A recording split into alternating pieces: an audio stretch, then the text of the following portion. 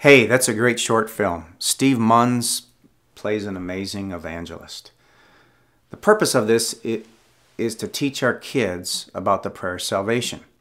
Now you may be saying, well, my son and my daughter, they already have Jesus Christ in their heart. They're born again. Well, that's good. But let me ask you this question. Can your son, can your daughter pray with somebody else to get saved? If one of their friends wanted to ask Jesus in their heart, you may or may not be there to pray with them. They may be at school or they may be somewhere else. And so we need to equip our children with the tools to help other kids get saved, because there's kids that your kids know that you don't know. And we need to stop teaching our kids to be so dependent on us. If you ever find somebody that wants to ask Jesus in their heart, then bring them to me or bring them to church and they'll get saved. And yes, we need to bring them to church, but our kids can pray with other kids to get saved. We just need to teach them how. We need to teach them to pray the prayer of salvation. And so you can challenge your children simply by saying, hey, let's pretend that I'm a new Christian and I want to ask Jesus Christ in my heart. Do you know how to pray with me? And then grab their hand and ask them to pray with you.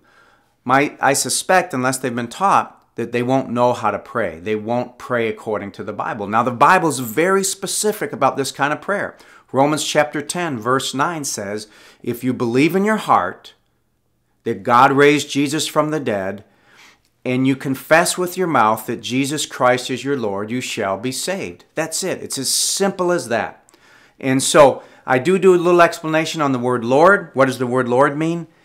I say it like this. That means Jesus be my boss, because kids don't use that word Lord today like the way it was used, in Great Britain 400 years ago. So when we're saying Jesus be my Lord, we're saying Jesus be my boss. So in this prayer, there's two things. Now, if I just have one of them, if I just say I believe that God raised Jesus from the dead, but I don't do the other, are you saved? Not according to the Bible. There's lots of people that believe in God, that believe in Jesus, but they haven't made Jesus Christ their Lord. And so you have to believe that God raised Jesus from the dead, and you got to be willing to say with your mouth that Jesus Christ is Lord. You have to have both of those things for the power to flow. If I just tried to use one of these batteries in this flashlight, it's not going to work. I got to have both batteries in the flashlight for the power to flow.